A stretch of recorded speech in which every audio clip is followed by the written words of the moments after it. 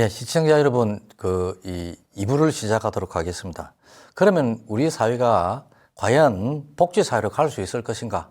돈은 충분한가에 대해서 좀 살펴보도록 하겠습니다. 우선 복지 사회로 가기 위해서는요, 가장 중요한 것이 재정 정책입니다. 그래서 재정 정책을 좀 강화해야 되는데 그 배경에 대해서 우리 시청자 여러분께서 좀 이해해 주시기를 부탁을 드립니다. 이 경제정책의 배경, 다시 말해 재정정책을 좀 강화해야 될 배경을 살펴보게 되면 첫 번째로는 국민소득을 결정하는 각 부의 요인들이 성장률이 지금 성장률의 추동력이 떨어지고 있다고 하는 점입니다. 조금 전에 이 그림을 보시게 되면은 국민소득을 결정하는 요인에는 4가지가 있습니다. 이것은 우리 경제학과 학생들이 대학에 들어가면은 이 후반부에 배우는 국민소득론에서 거시경제학에서 배우는 것인데요. 유명한 케인즈의 이론이라고 할 수가 있습니다. 유효수요 이론이라고 하는 것인데요. 소득을 결정하는 요인은 소비와 투자와 정부 지출과 수출이 있습니다. 그런데 이 중에서 이때까지 우리나라를 고도성장으로 이끌어왔던 것은 투자와 수출이었습니다. 우리나라가 자본이 부족하니까 해외에서 돈을 빌려왔죠. 소위 차관이라고 불렀습니다. 이 차관이란 말은 사실 돈을 빌려왔다는 겁니다. 이걸 가지고 공장을 짓는다든지 도로를 닦는다든지 해서 이것을 투자를 했습니다. 그리고 이 투자를 한 걸 가지고 수출을 했죠. 또 수출해서 돈을 벌여오면 다시 공장 짓는 데 투자를 했습니다. 이렇게 투자와 수출이 나선형적으로 서로 시너지 효과를 내면서 고도 성장을 달성해 왔습니다. 그러나 이제는 투자와 수출만으로 우리 경제가 성장을 지속하기에는 좀 힘이 든 시대가 되었다. 이렇게 말씀을 드릴 수 있겠는데 왜 그런가 하면은 우리 인생을 한번 생각해 보십시오. 어릴 때는 또 성장할 때는 비타민만 줘도 밥만 먹어도 무럭무럭 자랍니다. 정상인의 경우에 뭐 밥 2그릇, 3그릇씩 먹지 않습니까? 그런데 청년, 장년을 지나서 나이가 점점 들게 돼서 노년층으로 들어가게 되면은 밥만 가지고는 안 되죠. 뭐 예전 선전하는 뭐 소팔 XX 하는 이런 약도 먹어야 되고요. 홍삼도 먹어야 되고요. 각종 어떤 무슨 보약도 먹지 않습니까? 그렇게 해도 건강을 하기가 힘들지 않습니까? 그래서 여러 가지 수단을 동원을 하는 것이죠. 운동도 하고. 마찬가지로 우리나라 경제도 마찬가지입니다. 이때까지 우리를 이끌어왔던 수출과 투자의 동력이 조금씩 떨어지고 있고 지금은 많이 떨어진 상태입니다. 그렇기 때문에 소득을 결정하는 나머지 요인들도 적극적으로 좀 동원해야 될 필요성이 있다. 그렇게 보지 않을 수가 없겠습니다. 지금 지출 항목별, 기간별 연평균 실질 증가율인데요. 조금 전에 말씀드린 것처럼 GDP, 국민소득을 결정하는, 국내 총생산을 결정하는 것은 소비, 민간 투자, 소비, 투자, 정부 지출, 또 수출이 있다고 하지 않았습니까? 그 중에서 제가 조금 빨간 주황색 표시로 이렇게 표시해 놓은 것은 바로 투자와 수출입니다. 우리 경제를 고속성장으로 이끌고 왔던 부분들이죠. 그런데 이것을 한번 자세히 들여다보게 되면은 민간 투자의 경우에 1970년대에 무려 매년 성장률이 17.5%였습니다. 이때 우리나라의 경제 성장률은 무려 GDP 성장 10.5%였죠. 그런데 2010년도부터 2020년까지 민간 투자 증가율은 3.6%에 지나지 않는 겁니다. 이거 굉장히 많이 떨어졌죠. 저기 1960년부터 69년 사이에는 통계를 적어 놓지 않았는데 저것은 통계가 없기 때문입니다. 그 다음에 수출을 한번 보십시오. 수출을 엄청나게 빠른 속도로 증가를 했습니다. 1960년부터 69년 사이에 이 10년간에 매년 수출이 30.5%씩 증가했습니다. 그리고 1970년대에는 25.4%씩 증가했죠. 그런데 2010년부터 2020년 사이에는 수출이 4.3%씩 밖에 증가하고 있지 않습니다. 나중에 보시면 아시겠지만 오히려 수출이 감소하는 해도 적지 않습니다. 그 다음에 소비지출을 보십시오. 소비지출은 원래부터 성장률이 낮았지만은 이게 1910년, 2010년, 2020년 사이 1.9%로 소비지출 증가율이 떨어지고 있습니다. 그러니까 소비지출 증가율이 너무 낮은 것이죠. 다시 말해서 우리나라 전체 GDP에서 이 일반 국민들이 소비하는 비중이 너무 낮다는 이야기예요. 너무 낮은 비율로 증가한다는 것이죠. 그다음에 정부 지출도 지금 2010년부터 2020년 사이에 2.7%밖에 되지 않습니다. 그래서 그것을 제가 밑에 좀 연두색으로 표시를 해놨는데요. 연평균 경제 성장률을 결정하는 수출, 투자, 소비 지출, 정부 지출 이 네 개가 전부 다 떨어지고 있어요. 그래서 제가 옆에다 꼬표를 쳐놨죠. 이것은 무슨 이야기인가 하면은 정부가 인위적으로 이 수출이나 투자나 소비 지출의 정부 지출을 컨트롤할 수 있느냐, 통제할 수 있느냐, 통제할 수 없다는 이야기입니다. 수출은 다른 나라 사람들이 사가는 것이기 때문에 우리나라 제품의 경쟁력이 획기적으로 증가하지 않는 한 사가라고 강요할 수 없죠. 두 번째로 투자 역시 그렇습니다. 정부에 따라서는 내가 투자하게 되면은 내가 대통령이 되게 되면은 또 내가 집권하게 되면 우리 정당이 집권을 하게 되면은 기업들로 하여금 투자를 얼마나 하도록 하겠습니다. 이렇게 이자를 말씀을 하잖아요. 그건 믿으면 안 됩니다. 기업가들은요 그렇게 투자하지 않습니다. 망할 거 뻔히 아는데 경기 변동 상황이 좋지 않은데 어떻게 투자를 합니까? 그래서 이 민간 투자라는 부분도 물론 뭐 정부가 투자를 하라고 하면은 뭐 어느 정도는 투자를 할 수가 있겠죠. 그러나 상황이 안 되는데 투자를 하게 되면 나중에 그만큼 더 뺄 수밖에 없게 됩니다. 그래서 민간 투자도 이게 정부가 마음대로 통제할 수 있는 부분이 아닙니다. 세 번째로 이 소비 지출도 감소하고 있죠. 이 소비 지출 증가율도 이 연평균 성장률이 감소해 왔는데 일반 국민들 뭐 소비 자꾸 해라고 할 수가 있겠습니까? 그럼 소비하도록 정부가 돈을 좀 주든지요. 주지도 않으면서 자꾸 소비하라고 그렇게 할 수 없는 일 아닙니까? 그죠? 경기가 나빠서 소득 수준이 떨어지는데 어떻게 소비를 합니까? 근데 정부 지출은 떨어지고 있는데 이 네 가지 요인 중에서 정부 지출은 조금 성격이 달라요. 이 정부 지출은 정부의 의지 여하 또는 관점이나 철학에 따라서 얼마든지 통제가 가능한 것이다. 특히 현대 경제에서는 이게 가능하다 이렇게 볼 수가 있겠습니다. 그래서 제가 드리고자 하는 말씀의 요지는 국민 소득을 결정하는 요인 중에서 수출이나 투자나 소비 이것은 어떻게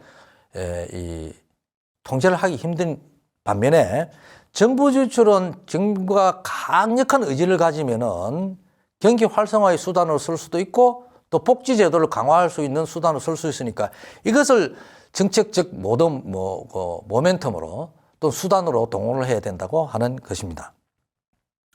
그동안 우리나라의 이 재정 지출의 이 동향을 좀 살펴볼 필요가 있겠는데요. 이 그림을 보시게 되면은 우리를 고도 성장으로 이끌고 왔던 수출이 이 한계에 좀 처했다 하는 것을 한눈에 알 수가 있는데요. 물론 수출이 중요하지 않다는 건 아닙니다. 굉장히 중요합니다. 여기서 수출이 자꾸 줄어들게 되면요. 예를 들어서 지금처럼 무역 수지 적자가 계속화되게 되면 외환이 빠져나가게 돼서 우리나라 외환 보유고가 줄어들게 되죠. 그런 측면에서 수출이 매우 중요한데요. 이 수출의 동향을 보게 되면 저기 좀 이 그래프에서 볼 때 2014년 이후에 이게 지금 수출이 늘었다 줄었다 하고 있잖아요. 이게 앞으로도 계속될 겁니다. 그래서 그 전에 앞에 그래프를 보게 되면은 1960년대 매년 수출이 30.5%씩 증가했다고 하지 않습니까? 지금은 그렇게 증가하지 않습니다. 어떤 러시아 우크라이나 전쟁이든 또는 우리나라의 기업의 경쟁력, 상품의 경쟁력 약화든 또는 세계의 경기 침체든 어떤 요인에 의해서든지 간에 우리나라의 수출이 앞으로 옛날처럼 20% 매년 30%씩 느는 것은 거의 불가능하다고 볼 수가 있겠습니다. 그러한 것들은 우리나라의 수출의 순위를 보아도 좀 대충 짐작을 할 수가 있겠는데요. 2020년을 기준으로 해서 15위에 드는 나라들의 수출의 순위를 쭉 제가 늘어놓은 것입니다. 이 그림은. 그런데 이 그림에 따르게 되면은 우리나라 몇 등입니까? 중국, 미국, 독일, 네덜란드, 일본, 홍콩, 한국이잖아요. 우리나라 7이 맞죠? 하나, 둘, 셋, 다섯, 여섯, 일곱. 7번째입니다. 수출액이 얼마냐 하면 단위가 10억 달러니까 5,120억 달러예요. 그럼 여기서 가만 들여다보게 되면은 홍콩이 우리보다 많고요. 일본이 우리보다 많은데 일본이 우리나라보다 한 1,200억 달러 정도 많습니다. 잘 하게 되면은 일본까지는 따라갈 수 있을는지 모르겠는데 제가 생각하기에는 일본을 따라잡기가 좀 힘들 것으로 봅니다. 왜냐하면은 일본의 인구가 우리나라 인구의 한 2.6배쯤 됩니다. 그러니까 이거를 1인당 수출액으로 계산해 보게 되면은 우리나라 1인당 수출액이 일본보다 훨씬 많은 것이죠. 우리는 지금 수출할 수 있을 만큼 하고 있는 게 아닌가 하는 그런 정도로 여겨집니다. 따라서 앞으로 우리가 수출을 획기적으로 늘린다고 하는 것은 좀 불가능하고요. 수출이 중요하지만은 이때까지 수출이 경제 성장에 기여했던 기여도는 앞으로 좀 떨어질 수밖에 없다. 또는 정체할 수밖에 없다고 볼 수가 있겠습니다. 다음에 두 번째로는 기업의 투자예요. 이 투자력도 조금 약화되고 있습니다. 이 그림에서 보게 되면은 기업의 이 투자 비율인데요. 그러니까 GDP에서 매년 기업들이 투자하는 비율을 계산하는 것인데 이게 1954년부터 쭉 증가해 오다가 1991년도에 41.2%까지 올라갔습니다. 그러니까 전체 GDP에서 기업의 민간 투자가 무려 41%나 차지할 정도로 올라갔는데 그 이후로 떨어졌습니다. 그리고 지금 이게 정체 상태죠. 30%를 왔다 갔다 하고 있어요. 그래서 이 기업들의 민간 투자가 획기적으로 증가한다고 하는 것은 상당히 좀 기대하기 힘들 거 아닌가. 예를 들어서 세계 경기가 엄청나게 좋아진다든지 또는 그렇게 예를 들면 내년 경기 같은 경우죠. 내년 그런데 많은 국제기관이나 국내기관들이 올해 경기 2020년의 경기가 별로 좋지 않을 거라고 이야기를 하고 있잖아요. 그래서 이게 민간 투자가 경제 성장에 기여하는 비율은 매우 중요한 요인이면서도 예전만큼 그렇게 힘을 발휘하지 못한다고 볼 수 있고요. 실제로 그러한 가운데서 기업의 저축률이 늘어나고 있어요. 이거 투자를 안 하니까 기업이 운용을 해서 벌어들인 돈을 이제는 저축을 하는 것이죠. 그래서 이 비금융법인 기업의 저축액이 1998년을 제외하고 가파랗게 증가했습니다. 물론 이 저축액이 증가하는 것은 뭐 이해는 할 수 있습니다. 왜냐하면 1998년도에 우리가 IMF 위기를 겪었잖아요. 그때 혼쭐이 나서 대우그룹이 해체되고 한보그룹 해체되고 뭐 여러 가지 이 어려움을 겪고 기업도 해외 자본에게 파는 그런 경우도 있습니다. 그래서 기업들이 상당히 많은 이 저축을 하고 있는데요. 조금 오래된 것이긴 해도 예를 들면은 뭐 이 2020년도에 비금융 법인 기업의 저축액은 393조 원이다. 393조 원이 된다고 볼 수가 있겠습니다. 이 액수는 예전에 1980년대, 90년대보다 굉장히 늘어난 액수라고 할 수가 있겠습니다. 또 다른 측면에서는 기업의 유보 자금이 증가하는 것이죠. 이게 기업이 운용회가 돈을 벌어 놓으면 저축을 하기도 하고 어쨌든 저축액을 중심으로 해서 돈을 가지고 있는데요. 이 유보금이라고 이야기를 하는데 이 재벌닷컴이라고 하는 데서 조사를 할 것인데요. 이게 좀 몇 년 전의 자료입니다. 한 2016년도가 되는데 당시에 10대 그룹 상장사가 무려 550조를 갖고 있어요. 그러니까 최근에 몇 년 전까지만 있었던 우리나라의 있던 이 전체 정부 예산보다 많이 갖고 있는 것이죠. 이 중에 제일 많이 갖고 있는 기업이 삼성이고요. 삼성 중에서도 삼성 전자였습니다. 다음으로 또 현대자동차 그룹이라든지 이렇게 있는데 시민단체 발표에 따르면 30대 그룹 중에서 5대 그룹이 이 30대 그룹 유보 자금의 한 70%를 차지하고 있다고 합니다. 어쨌든 이처럼 기업들이 많은 자금을 가지고 있습니다. 기업들이 투자하지 않는 것은 돈이 없어서가 아니라 경기가 안 좋기 때문이죠. 또 투자 기회가 그렇게 만만찮기 때문입니다. 그래서 이 민간 투자, 기업의 투자를 통해서 성장률을 올린다고 하는 것도 조금 한계에 좀 처했다. 그래서 매년 여러분들께서 연말이나 연초 되면 내년에 기업이 얼마나 투자를 할 것인가에 대해서 뉴스에 나오죠. 이게 성장률을 결정하기 때문입니다. 그래서 중요한 것은 이제 기업이 투자할 수 있는 환경을 만드는 것인데 그게 뭐 마음대로 될 것 같으면 우리나라만 하겠습니까? 다른 나라도 다 하겠죠. 자, 세 번째로는 민간 소비의 정체입니다. 이 민간 소비가 정체하고 있던 것인데요. GDP에서 우리나라 민간 계급이, 민간층이 소비하는 그 비율입니다. 이게 이 그래프에 따르면 1960년대, 경제성장 초기죠. 경제개발계획이 1962년도에 제1차 경제개발계획이 추진이 되었는데, 이 시기에 1960년도에 전체 우리나라의 GDP에서 최종 민간 소비 지출이 무려 85%를 차지하고 있습니다. 그러니까 그냥 그 당시에 생산된 것 중에 거의 대부분을 우리 국민들이 다 소비해버린 것이죠. 그럼 왜 그랬겠습니까? 결국은 이건 경제 규모가 작은 데다가 기업이 투자할 자금은 없고 수출할 것도 그 당시 별로 없었잖아요. 정부 지출 규모도 적고 이러니까 당시에 민간 소비 지출이 비중이 높을 수밖에 없다. 그러나 이제 고도 성장이 지속되게 되면서 이게 이 민간 소비가 차지하는 비중이 쭉 떨어지고 있는 것이 보이고 있습니다. 여러분들 그림을 이렇게 보시게 되면은 지금 이게 어느 정도 떨어졌냐 하면은 2002년도에 56.1%를 정점으로 해서 지금 2021년에는 거의 한 45%, 46%까지 떨어졌습니다. 이게 너무 적은 것이죠. 일반적으로 선진국에서 전체 GDP에서 일반 민간 소비가 차지하는 비중은 60% 정도 돼야 된다고 합니다. 그러니까 이게 지금 우리나라 너무 낮은 것이죠. 이 이야기는 어떤 이야기냐면은 소득 양극화를 해소해서 빈곤 계층이나 노인 계층에게 여러 가지 복지 정책이나 소득 보완 정책을 통해서 이들이 소비하도록 이렇게 도와줘야 된다는 것입니다. 이렇게 도와줘야만 경제 성장률도 오르는 것이죠. 소비를 하게 되면 그 결국 누구 제품 사주겠습니까? 뭐 대기업 제품도 사주겠지만은 중소기업 제품 많이 소비하게 되겠죠. 이 성장률이 올라가게 될 것입니다. 조금 더 자세히 좀 살펴보게 되면요. 이렇게 민간 소비가 정체하는 이유가 뭐겠습니까? 결국은 두 가지인데요. 조금 전에 말씀드렸던 소득 양극화예요. 빈부격차가 상당히 많이 나게 되니까 대다수의 인구, 상당히 많은 인구 비중을 차지하고 있는 저소득층이 소비를 못하는 것이죠.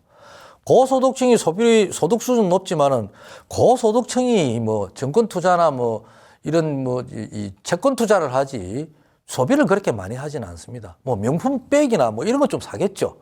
그렇다고 해서 부자가 어디 가난한 사람보다 위장이 100배 큽니까?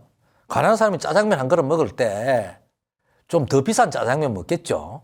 그러나 짜장면 100그릇 먹지는 못하지 않습니까? 그러니까 부유층에게 자꾸 부가 집중되게 되면은 소비가 증가하지 않습니다. 그래서 부유층을 세금 감소를 통해서 부유층이 부자를 되게 만들어 가지고 이것이 흘러 넘쳐서 가난한 사람에게 가도록 한다 하고 하는 이런 사고방식, 이와 같은 분배 방식을 채택하는 것은 사실상 현실과는 동떨어진 것이라고 할 수 있겠고 국제적인 연구도 이와 같은 결과를 지지를 하고 있습니다. 두 번째로는 이 민간 소비가 감소하는 요인 중에는 최근에 우리한테 문제가 되었던 부동산 가격의 폭등입니다. 이것 때문에 가계 신용이 증가하는 것이죠. 이게 이 그림에 제가 가계 신용이라고 표시를 해두었는데요. 가계 신용이라는 다시 말하면 가계 부채입니다. 가계가 지고 있는 빚이죠. 2021년도 이 부분을 보게 되면은 가계의 빚이 1,862조예요.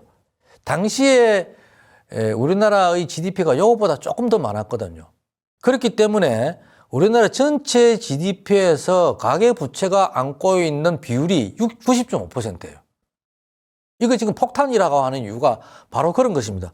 우리나라에서 전체 생산해낸 게 전체 가계 빚보다 조금 한 10% 더 많을 정도에 지나지 않는다. 이런 정도입니다. 여기다가 지금 고금리가 지속되게 되면은 가계가 빚 못 갚죠. 빡빡하게 생각해가지고 맞춰가지고 이 정도 빚은 우리가 원리금 상환을 하겠다고 맞춰놨는데 금리가 지금 오르게 되면은요 못 갚죠. 그러면은 금융기관 부실화 될 거 아닙니까? 그럼 금융기관 무너지게 되면은 윤세도산 할 거 아닙니까? 일반 생산 기업도 무너지게 될 것입니다. 그래서 이 가계부채 문제가 폭탄이라고 하는 이유는 단순히 가계가 빚을 지고 있다고 하는 그 문제에 한정되지 않는다고 할 수가 있습니다. 이 담보를 잡고 빚을 빌린 것들 중에서 부동산을 얻기 위해서 빌린 돈의 비중이 2017년도에 무려 70%나 된다고 합니다. 그래서 결국 이것은 원리금 부담을 가중시킴으로써 민간 소비를 잠식하게 되는 것이죠. 결국 우리가 돈을 벌어가지고 이런 것이죠. 땅에다 들여다 박는 겁니다. 집에다 박는 거예요.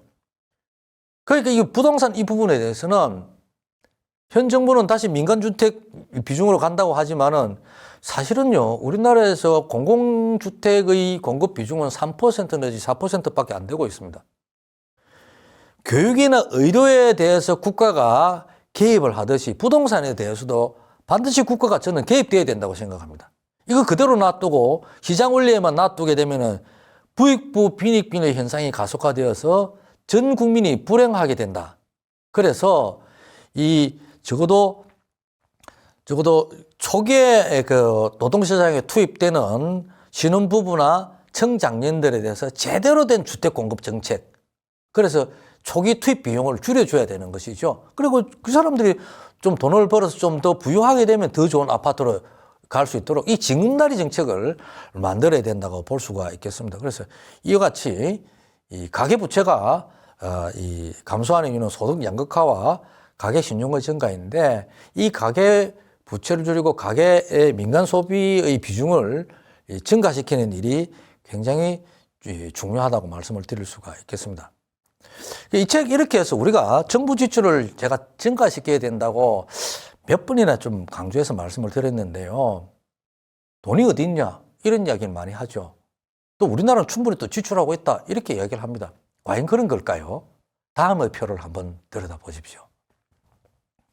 이것은 이 국회 예산정책처의 재정회계 통계 시스템에서 뽑아놓은 자료인데요.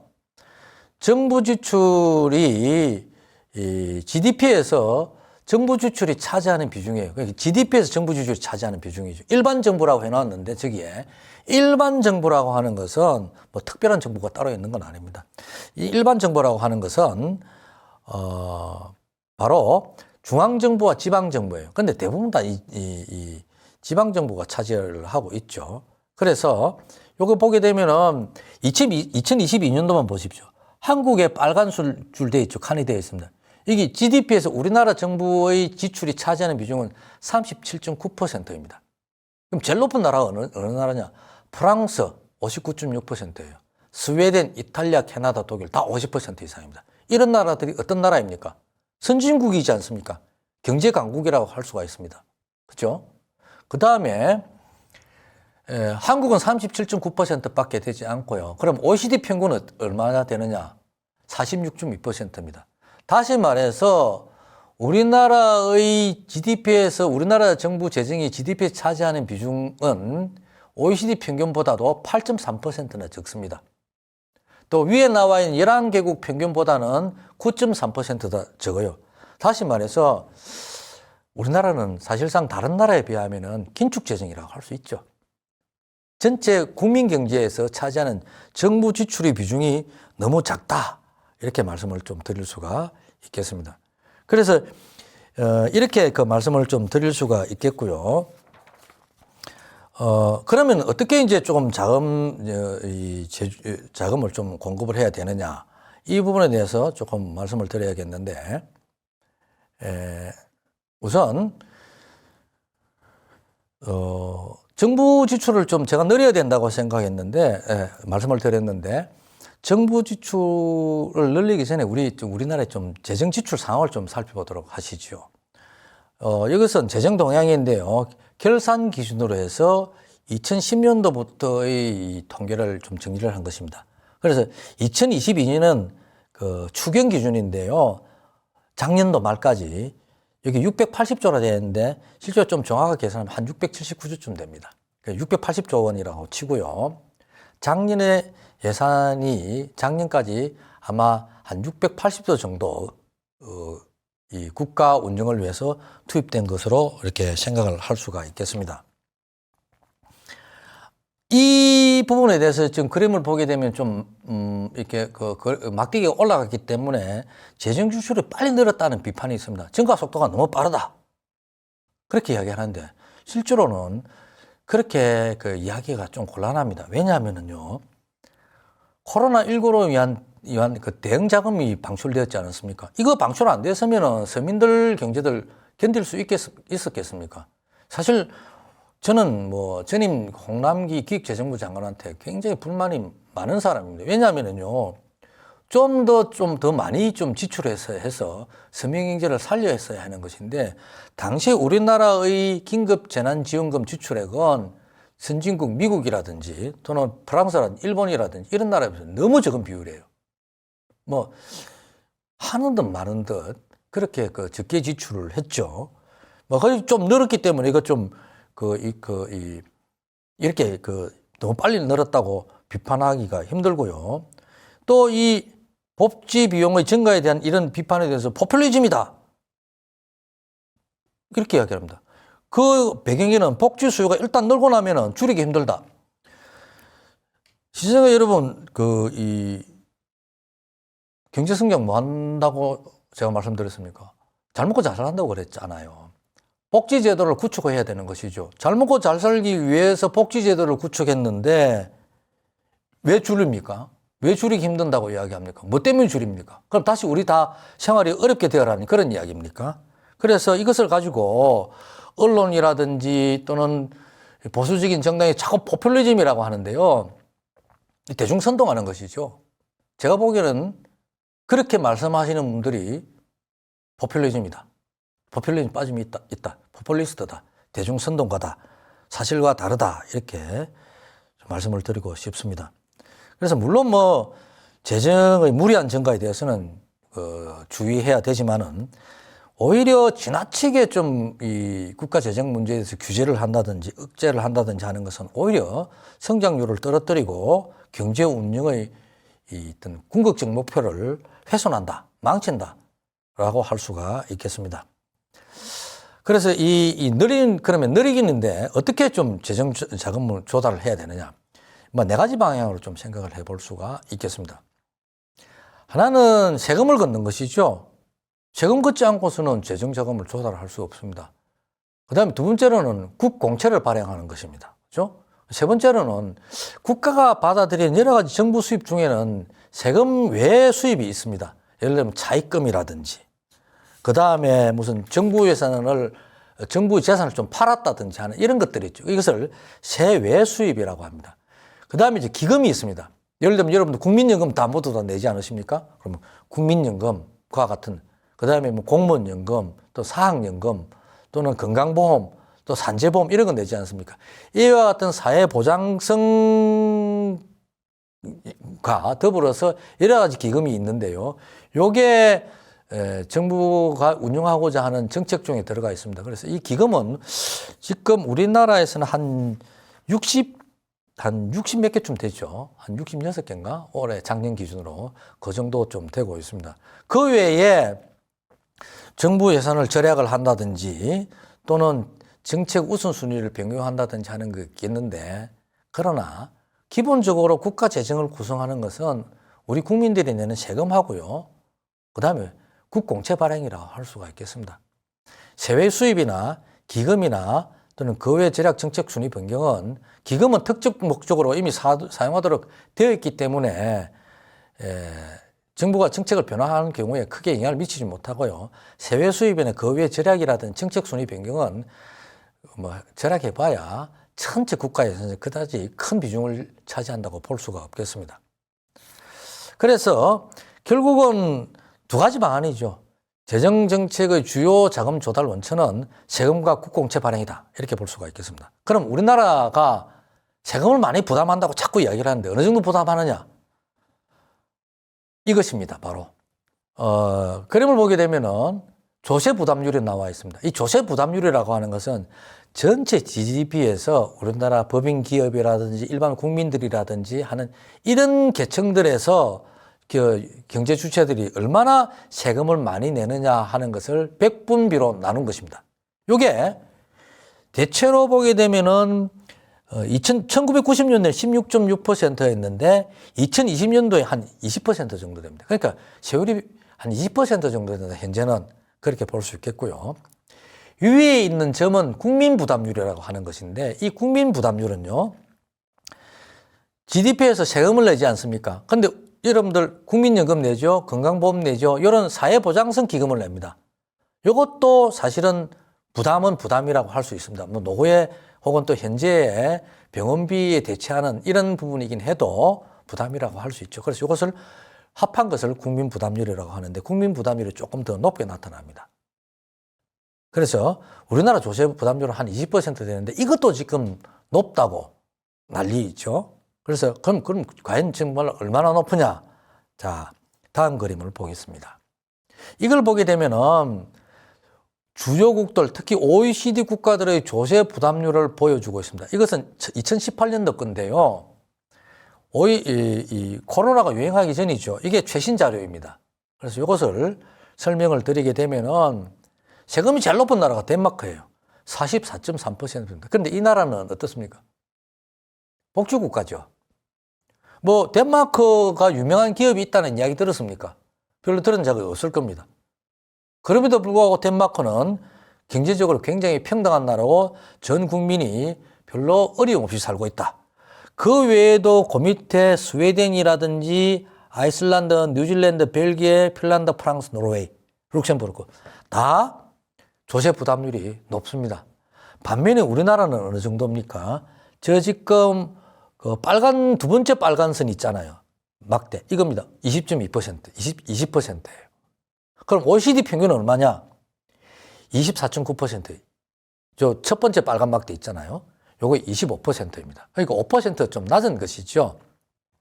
평균으로 치는데 그 외에 이 멕시코라든지 리투아니아 같은 이런 나라들이 있기 때문에 실제로 이 그림에서 대부분 봐가지고 와서 왼쪽에 있는 나라들이 선진국이라고 할 수 있겠고 복지국가라고 할 수가 있겠습니다.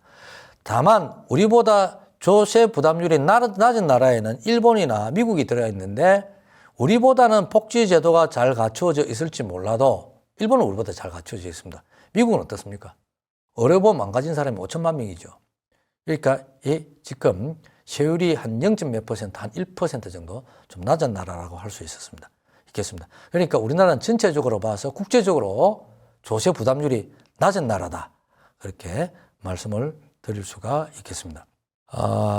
지금 자꾸 이제 정부에서 세금을 좀 낮추려고 하는데 이미 뭐 종합부동산세 거의 지금 없어져 가고 있잖아요. 사실 종합부동산세는 우리가 내는 전체 세금에서 차지하는 비중은 크지 않습니다. 그럼에도 불구하고 이게 중요한 것은요, 부동산 투기를 억제하는 것이죠.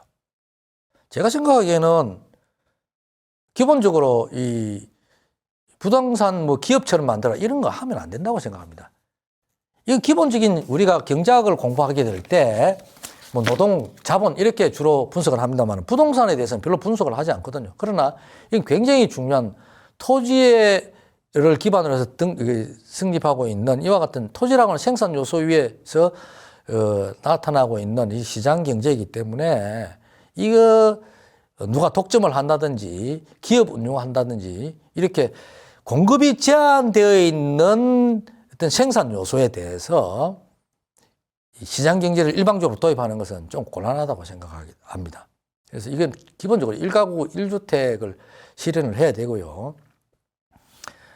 그러한 측면에서 이 종합부동산세를 약화시키는 것에 대해서는 저는 기본적으로 바람직스럽지 않다고 생각합니다. 어쨌든 세금 인하의 명분에 대해서 이렇게 이야기를 하게 됩니다.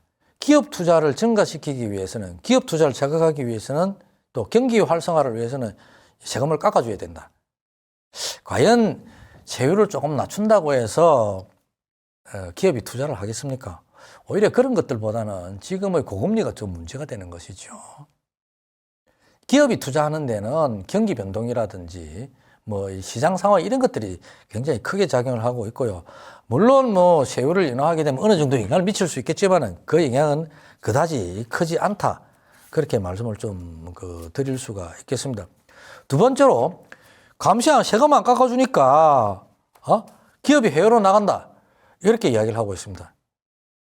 좀 노골적으로 말씀드리면요. 세금을 안 깎아준다고 나가는 기업 우리가 꼭 잡을 필요가 있겠습니까? 그죠? 그리고 세금 제대로 내는 것은 기부 행위보다 더 중요한 노블리스 오블리제입니다. 이거 탈시하면 안 됩니다. 그러니까 세금을 제대로 내는 것이 노블리스 오블리제의 가장 기초다. 이렇게 이야기를 할 수 있겠고요. 감세 안 하면 해외로 나간다고 하지만은 정말 그럼 우리나라 기업들이 세금이 적기 때문에 외국으로 나간 겁니까? 예를 들어서 아틀란타에 있는 현대자동차나 기아자동차가 거기 공장 지은 게 세금이 낮기 때문에 그랬습니까? 그 시장을 돌파하기 위해서 간 것이거든요. LG전자나 삼성전자, 우리나라 유수한 기업들이 해외로 진출하게 된 것은 FTA라든지 시장 개발 가능성이라든지, 그죠? 뭐 이런 것들, 그 외에 뭐 동남아 지역으로 간다면 저임금을 이용한다든지 이런 것들 때문에 간 것입니다. 그래서 세금을 인하하면은 다시 올리기 쉽지 않다라고 하는 이 말은 현실과 조금 그렇게 맞지 않는 말이다. 그래서 한마디로 요약하게 되면은 세금 없는 복지는 허구다. 정시 없는 복지는 허구다. 세상의 모든 일들은 다 같은 원리입니다. 들어가는 게 있어야 나오는 거 있는 것이죠. 그렇죠? 그런 측면에서 세금이라고 하는 거 함부로 또 없애서는 안 됩니다. 세금 함부로 없애버리면요. 나중에 다음 정권이 잘 만들지도 못합니다. 언론에서 자꾸 세금 올라간다고 떠드는데 모든 사람들은 혜택을 받기를 원하면서 자기 건 주기 싫어하는 게 일반적인 심성이거든요. 뭐 제가 인간은 뭐 성악설을 믿는 건 아닙니다. 근데 실제로 살다 보면 좀 뭐 그런 게 있죠. 그러나 조금씩 세금을 좀 더 부담하면서 전체를 위해서 이렇게 봉사한다는 측면에서 뭐 봉사하기보다는 의무입니다. 그런 측면에서 세금은 반드시 내야 된다고 볼 수 있겠고요. 두 번째로는 이제 그 주요 자금의 주달처가 국공채 발행입니다. 이거와 관련되는 것이 이 국가의 재정 건전성 문제이죠. 그런데 국가 재정 건전성 문제가 중요하긴 합니다만은 국가 재정 건전성 유지 자체가 목적이 되어서는 곤란합니다. 물론 뭐 소위 말하면 국가 채무가 비율이 적으면은 뭐 조금 안심이 되겠죠. 그러나 이것만을 잡고서 다른 정책을 하지 못하게 되면은 우리 미래 사회가 과연 어떻게 되겠는가 하는 것을 조금 생각해 봐야 된다고 할 수가 있겠습니다. 여기 지금 그림에 나와 있는 바와 같이 2022년도에 여기 보게 되면은 우리나라의 국가 채무는 1096조예요. 지금 현 정부 여당에서 작년에 문재인 정부가 잘못해가지고 빚이 1096조나 1069조나 이렇게 되도록 늘었다. 이 포퓰리즘 정책이다. 자꾸 이렇게 이야기를 하시는데요. 그렇게 말씀하시면 좀 곤란합니다. 이것은 그 당시 코로나 자금이라든지 이것 좀 방출됐죠. 이건 충분히 방출된 것도 아닙니다. 그렇게 해서 좀 방출된 것이고요. 그리고 실제로 앞에서 보았다시피 우리나라의 복지 비중이 낮잖아요. 그래서 이게 복지를 좀 강화시키기 위해서 증가한 것이 뭐가 나쁘다는 이야기인지 잘 이해를 못 하겠습니다. 그래서 이 국가 채무는 크기라든지 이 증가 속도라든지 하는 이런 것들이 문제가 아니라 이걸 우리가 관리할 수 있느냐 없느냐 하는 것이 중요한 문제라고 할 수가 있겠습니다. 예를 들면 기업이 큰 기업은 오히려 어떤 측면에서 본다면은 어떻습니까?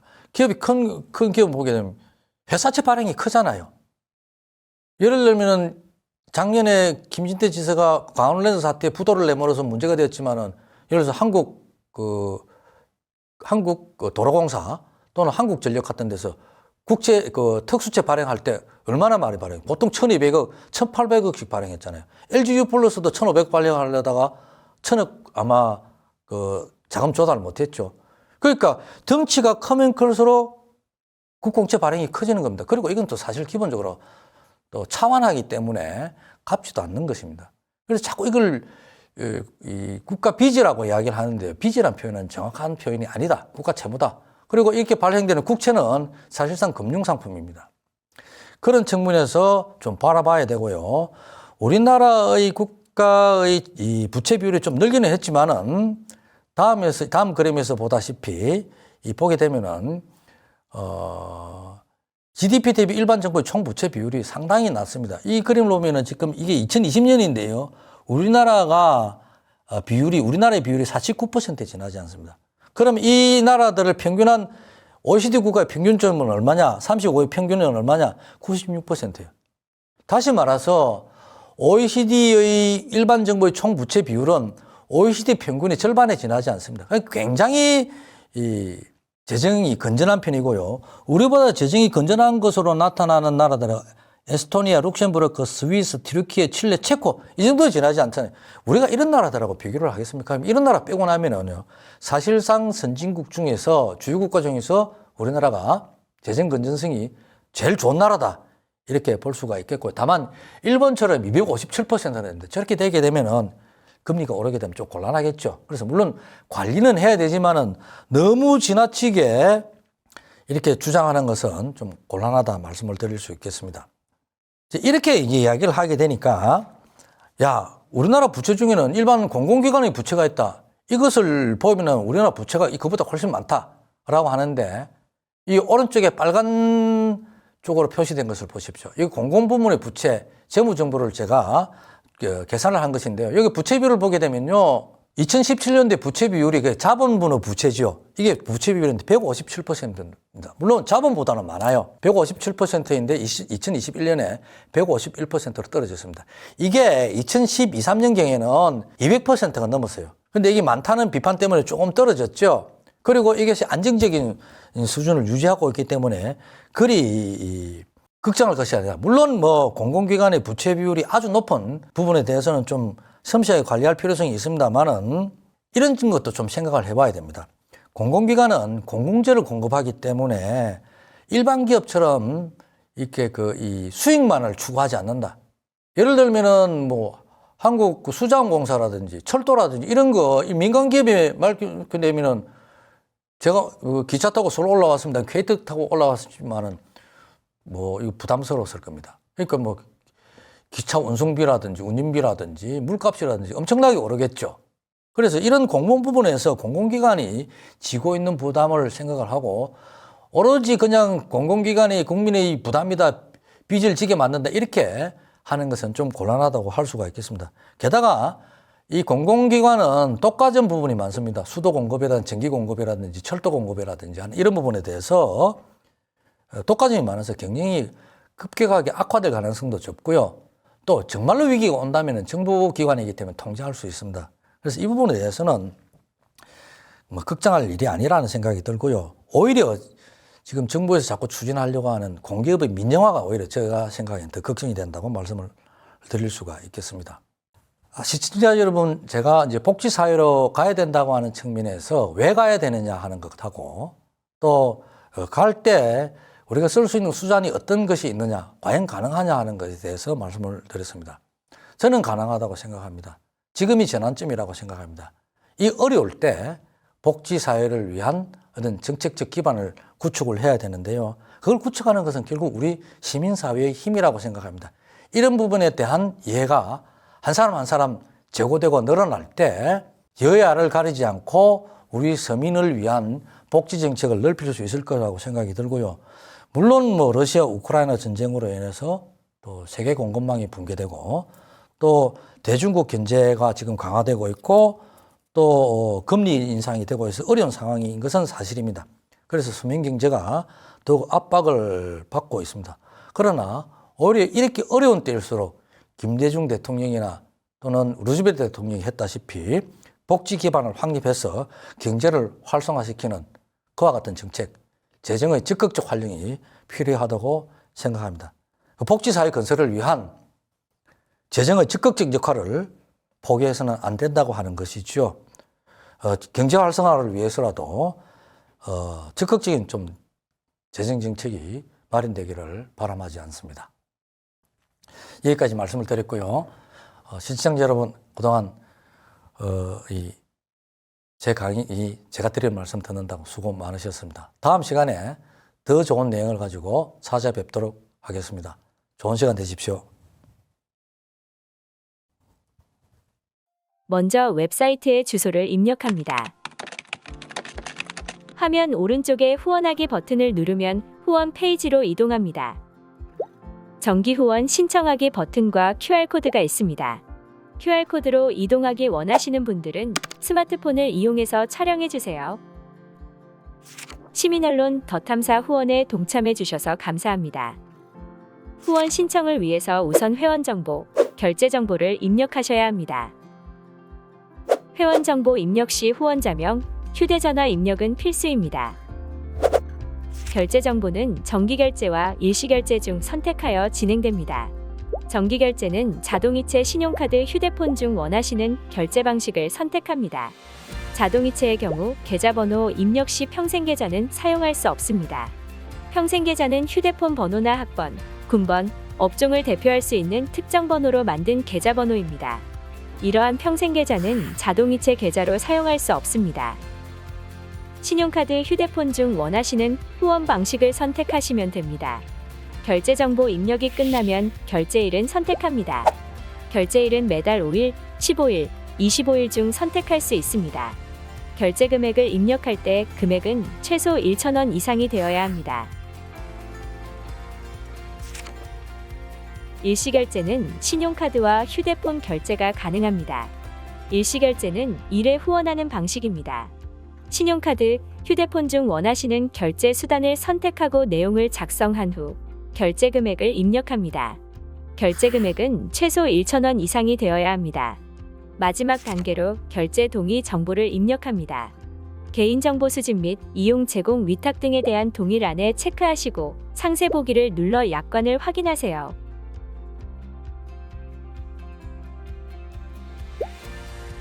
전자서명은 마우스를 이용하여 회색 칸에 서명을 하시면 됩니다. 마우스로 직접 서명을 합니다. 모든 작업이 완료되었으면 신청하기 버튼을 누르면 후원이 완료됩니다. 다시 한번 시민언론 더 탐사를 후원해 주셔서 감사드립니다.